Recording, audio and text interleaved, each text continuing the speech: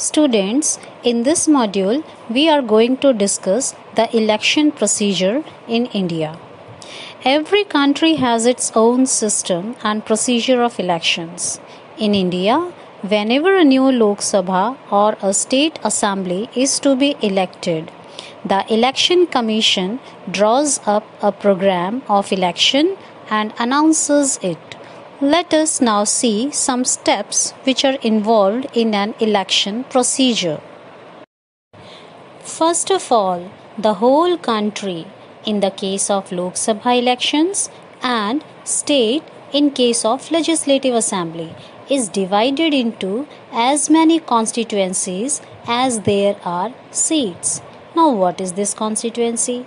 Constituency refers to an area which elects and sends one representative either to the parliament or to the state assembly. Then the voters' list of each constituency is prepared and published. After this, the Election Commission announces the election schedule for dates of election, filing of nomination papers, and withdrawals.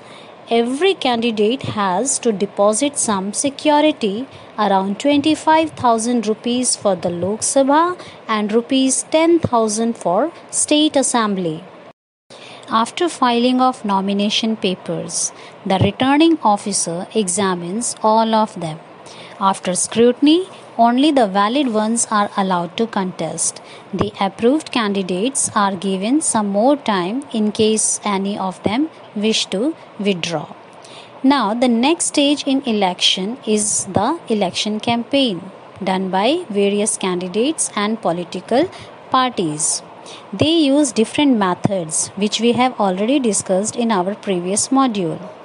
The election campaign normally ends 48 hours before the election.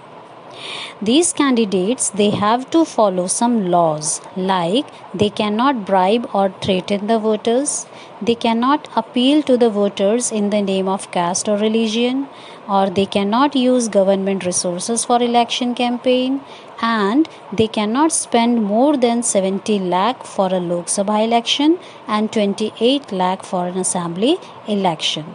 If anyone indulged in this, then Election Commission can warn them.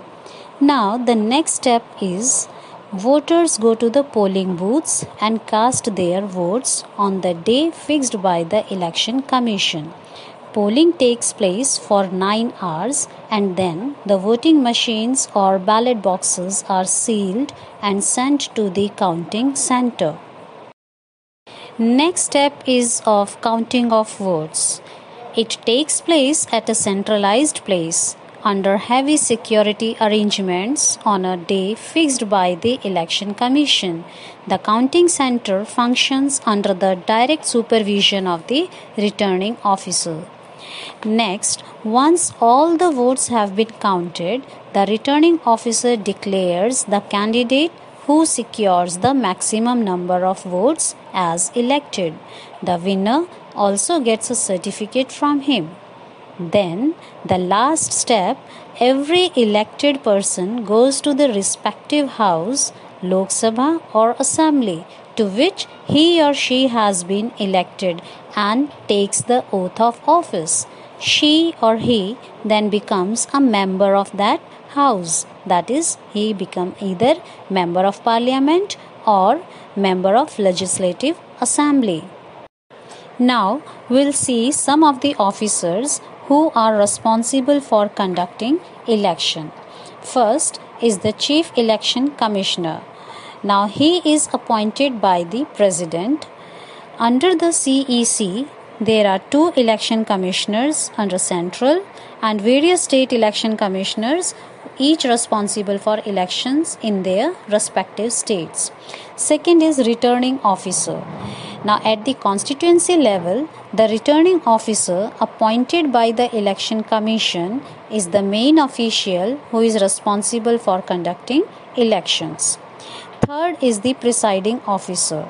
Now, each polling booth has about 5 officials, the presiding officer, who is the in charge of the booth, and 4 other persons called polling officers assist him or her.